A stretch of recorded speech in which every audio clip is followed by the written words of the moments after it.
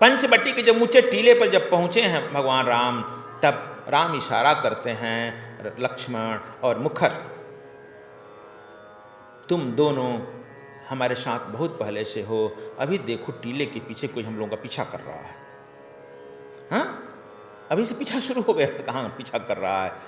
एक तरफ से लक्ष्मण दौड़ता है, दूसरी तरफ से तीर धनुष लेकर मुखर दौड़ता है। जब ही दौड़ता है तो देखता है एक लंगोटी पहने वृद्ध जो है अपने हाथ में तलवार लिए हुए बैठा है झिपट करके, बहुत वृद्ध है। मांसपेशियां उसकी बता रही है यह जोधा है, और दोनों तरफ से घेर लिया, कमांडो जैसे घेरते हैं। चलो आगे बढ़ो।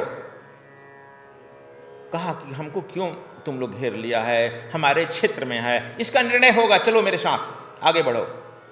वह तलवार लिए हुए कांपते हुए भगवान राम के सामने आता है, पूछता है कि तुम कौन हो। राम मृदु भाषा का प्रयोग करते हैं, लक्ष्मण कड़क भाषा का प्रयोग करता है। राम मृदु भाषा में पूछते हैं तुम कौन हो बंधो। कहते हैं, वह भी पूछता है तुम कौन हो। राम जवाब, देखो तुम लोग तो जवाब देता उल्टा, राम कहते हैं कि उम्र के लिहाज कहते हैं तात, तात शब्द का प्रयोग किए हैं तुलसी कृत रामायण में। तात, मैं राम हूँ, दशरथ पुत्र राम, कौशल्या के राजा का पुत्र मैं राम हूँ। यह मेरा भाई छोटा लक्ष्मण है, यह मेरी पत्नी जनक नंदिनी है। और इतना कहते ही वो उसके हाथ से तलवार गिर पड़ता है, खड़ा होकर रोने लगता है, जोर जोर से विलाप करने लगता है, हे भगवान मैं क्या करूं, अब मैं क्या यह मुंह देख रहा हूं, मैं तो किसी लायक नहीं रहा। दशरथ मेरा मित्र था, संबरासुर के युद्ध में मैं दशरथ के साथ युद्ध किया था, और दशरथ स्वर्ग को चला गया, और उसके पुत्र तुम निर्वासित होकर घूम रहे हो, उनकी पुत्र वधु तुम घूम रहे हो, वह मेरी भी पुत्र वधु है, मैं क्या करूं, मैं जटायु हूं, गिद्धराज जटायु। तुम लोग समझते हो वह जटायु गिद्ध है, गिद्धराज जटायु। राम गिद्धराज जटायु का नाम सुनकर खड़ा होकर प्रणाम करते हैं, तात प्रणाम। कहा कि राम मैं क्या देख रहा हूं, मैं कभी यहां का बहुत सबल सशक्त राजा था, सामंत था, धनी था, कभी मेरा यहां छत चलता था राम, लेकिन मत पूछो, हम लोग जो थे पंच मकार के जानने वाले हैं, पंच मकार, और समुद्र किनारे हैं इसलिए मीन के भोगी हैं, मछली ही हम लोगों का सहारा था, इसलिए तुम्हारे उत्तर भारत के लोगों ने मछली खाने के चलते हम लोगों को गिद्ध कह दिया, तो हम लोग गिद्ध ही बन गए, लेकिन हम गिद्धराज हो गए। लेकिन तुम्हारे पिताजी जब आए थे संबरासुर में, मैं युद्ध में था, उनका मदद किया था, तब से उनसे मुझे मित्रता हो गई थी। तुम मेरे मित्र के पुत्र हो, मेरे लिए आदरणीय हो, पूज्य हो, अब तुम्हारी मदद मैं क्या करूं राम। राम ने पूछा तात यह अवस्था कैसे प्राप्त हो गई। कहा कि देखो मैं दो भाई था, दोनों भाई हम लोग जब सूर्य के दोनों भाई हम जब सूर्य के लिए चले, सूर्य के ऊपर चलने लगे मीनमा, तब जब सूर्य का तेज बढ़ा तो हमारा बड़ा भाई जो था संपाति, हम छोटे थे इसलिए पुत्रवत हमको अपने से छेंक लिया, ऊपर चला गया, वह जल गया, जलने से संपाति गिर गया, हो सकता है आपको समुद्र के किनारे कहीं मिल जाए। और हम जो है नीचे आ गए, हम बच गए, अपने राज्य में आकर सुरक्षित राज्य करने लगे। लेकिन लंकापति जो है रावण धूर्तता से, हमारा राज्य बहुत धनी था, यहाँ व्यापारी गण आते थे, समुद्र से नावें चलती थी, व्यापार चलता था और बहुत हम संपन्न थे, लेकिन सारी संपन्नता रावण के यहाँ चली गई। तुम नहीं जानते हो 1000 बंदरों का जब वस्त्र उतरता है तब रावण के एक राक्षस का उत्तरीय बनता है, और 1 लाख रिक्षों का जब वस्त्र भोजन छीनता है तब रावण का एक राक्षस का प्रसाद बनता है। यह शोषण की प्रक्रिया जो चली, उस प्रक्रिया में हम लोग देख रहे हो सचमुच में गिद्ध ही बन गए हैं राम। तो मैं तो छिप करके केवल इस भेषा में, अब कुछ रह नहीं गया है, छिप कर देखता हूँ कि हमारे क्षेत्र में कौन आ गया जनवी, अब क्या करेगा, अब किसको लूट कर ले जाएगा। इसलिए मैंने तुम्हें देखने के लिए आया राम, और तुम्हारे हर काम में मैं सहायता करूंगा। अभी मैं ला देता हूँ गिरधराज आसपास के लोगों को गया, इकट्ठा किया और वहां पर देखते ही देखते झोपड़ियां खड़ी हो गई। गिरधराज कुछ दिन के बाद कहा कि देखो भाई राम, एक बात मेरा स्वीकार करेगा? तो कहा क्या तात? कहा कि तात अब बंद करो कहना। देखो हम शैव थे और मछली ही हमारा भोजन था, लेकिन अब बुढ़ापा आ गई है। मुझे तुम परम वैष्णव हो, तुम विष्णु के अवतार हो, परम वैष्णव हो, तुम मिल ही गया है तो मुझे दीक्षा दे दो, मुझे शिष्य बना लो और मुझे वैष्णव बना लो।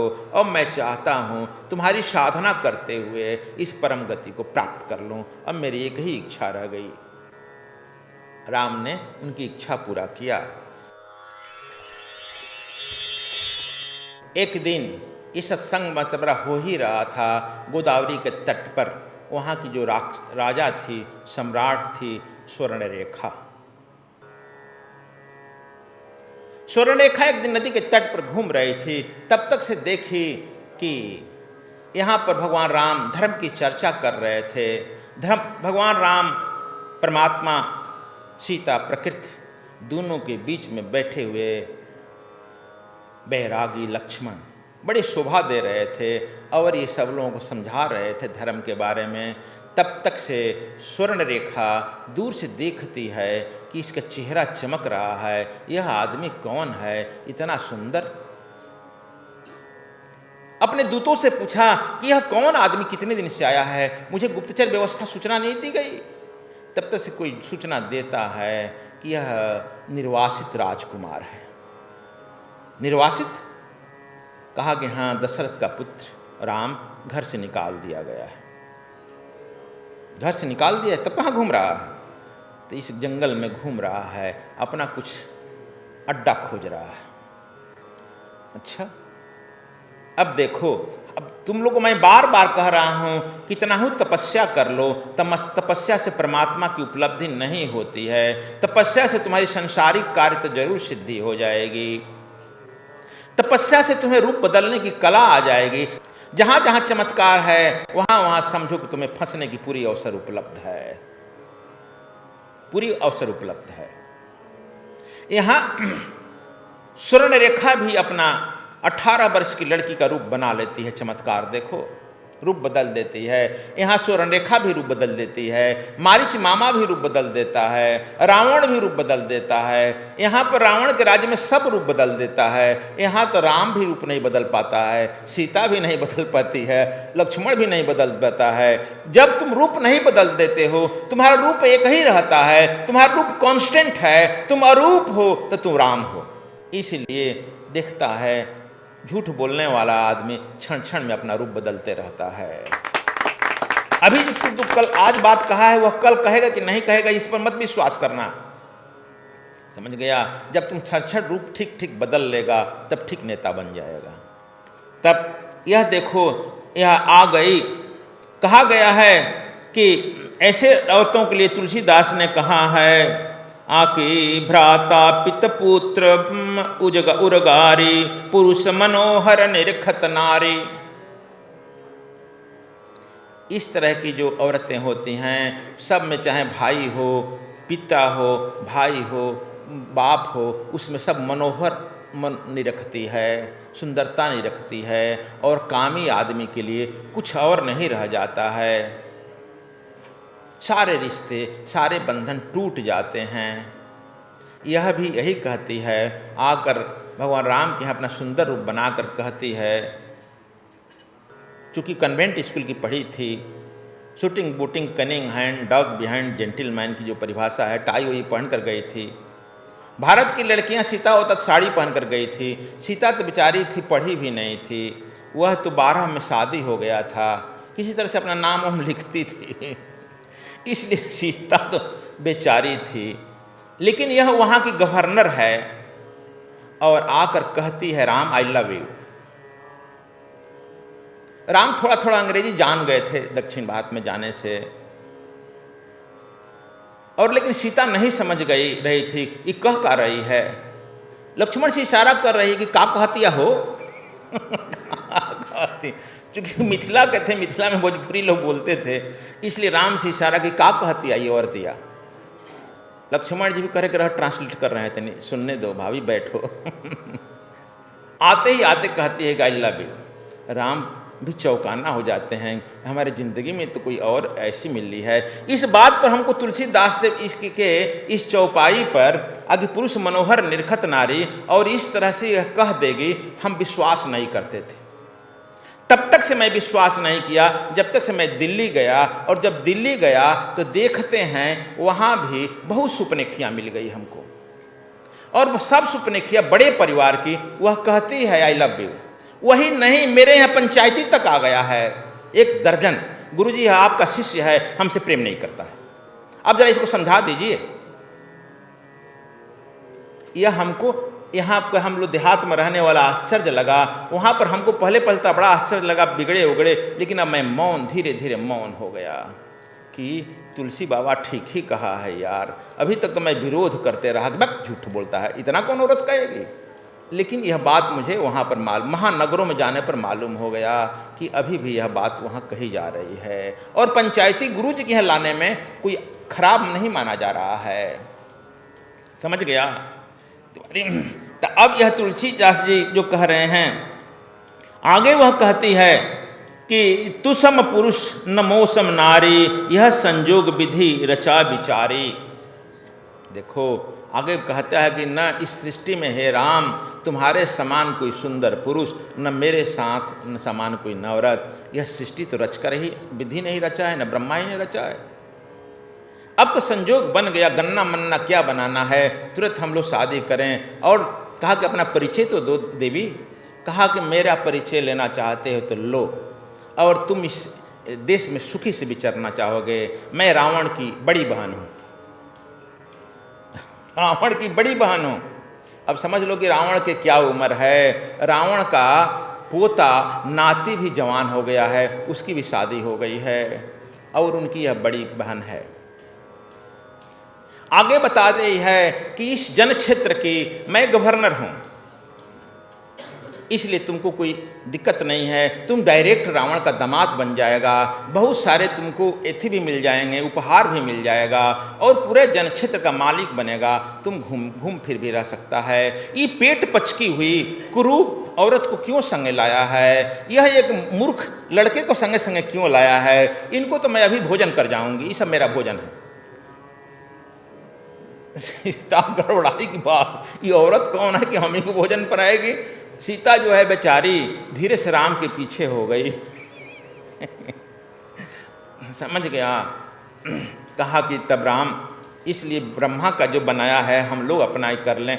वहाँ पर मैं भी गया था ताड़िका को देखने, नासिक गोदावरी तट पर हम भी गए थे बात करने, नासिक अभी वहाँ है, पंचवटी भी अभी वहाँ है। वह कहती है, आगे कहती है, राम तुम सब सुख सुविधा तुमको मिलेगा, क्या बनवासी की तरफ नंगे पैर घूम रहा है, और तुम नहीं जानते हो राम मैं इच्छा अनुसार रूप पकड़ती हूँ, जो रूप चाहे मैं पकड़ लूँगी। कहा कि तुम्हारी अभी तक शादी क्यों नहीं हुआ, क्या तुम मेरे लिए ही इंतजार कर रही थी। रावण को तो पोता भी बहुत बड़े बड़े हो गए हैं, उनकी भी शादी हो गई है जहाँ तक मैं सुना हूँ। कहा कि नहीं राम देखो मैंने लव मैरिज किया था,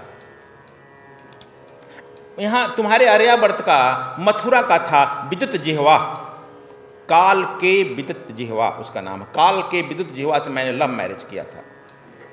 राम ने कहा कि तुम मैंने शुरू से लव फरमाने की आदि हो। कहा कि हाँ यह तो मेरा आदत है, और देखो हम पढ़े लिखे हैं, इस मूर्ख की तरह निपढ़ नहीं है ना राम। और पढ़ा लिखा आदमी जो है कहीं अपनी जो है इच्छा पूर्ति कर लेता है। हम चतुर चालाक हैं, पढ़े लिखे हैं, मैं यहाँ की गवर्नर हूँ। और विद्युत जिह्वा के साथ मैं जब भाग रही थी, रावण ने सोचा कि हमारा यह कलंक लगाएगी, हमारे यह राक्षस धर्म के विरुद्ध कर रही है, आर्यावर्त के किसी युवक से शादी करके। रावण पीछा किया और मेरे पति का हत्या कर दिया। जब हत्या कर दिया तो मैं बहुत दुखी हुई। जब दुखी हुई तो हमको स्वच्छंद विचरण करने के लिए यह जो है जन स्थान दे दिया कि जाओ अपनी वासना को पूरा करो, आ जाओ स्वच्छंद विचरण करो, जो करना है सो करो, और यह क्षेत्र जन क्षेत्र मेरे अंडर में है, मेरे स्वच्छंद विचरण करने के लिए है राम, इसलिए चलो इन दोनों को मैं समाप्त कर दूं। हम तुम इसमें दूसरा तीसरा क्या जरूरत है। देखो राम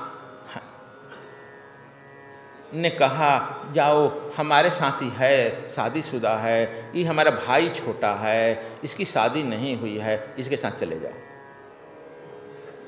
राम को यह कह करके बड़ा दुख हुआ कि नीचों के साथ मुंह नहीं लगना चाहिए, छोटों के साथ मुंह नहीं लगना चाहिए। और जैसे ही हमारा गुण संसर्गे गुण दोष, संसर्ग से गुण और दोष होता है। विष्टा में तुम ढेला मारेगा, वहाँ विष्टा उड़कर आकर तुम्हारे शरीर को गंदा कर ही देगा ना। राम तो कह तो दिए, लेकिन वो तो अपने टालने के लिए कहे, लेकिन फंस गए। तुम लोग इसे आदत ले लो, कहीं फंसने वाली बात मत करो। उसको विवेकानंद भी फंस रहे थे, हम लोग भी कई जगह फंसते फंसते उसको देवी को कहे हैं, पैर छूकर प्रणाम किए हैं, तुम मेरी माँ हो, बहन हो, प्रणाम, चलता बने। हम लोग अपने बारे में, हमारे बारे में तुम मरने के बाद जानेगा। लेकिन चूंकि अभी तक कहने में बात बहुत खुलने लगती है, लेकिन जैसे ही तू पैर छू देगा, प्रणाम कर देगा, कोई भी औरत बहुत डर जाती है, भयभीत हो जाती है।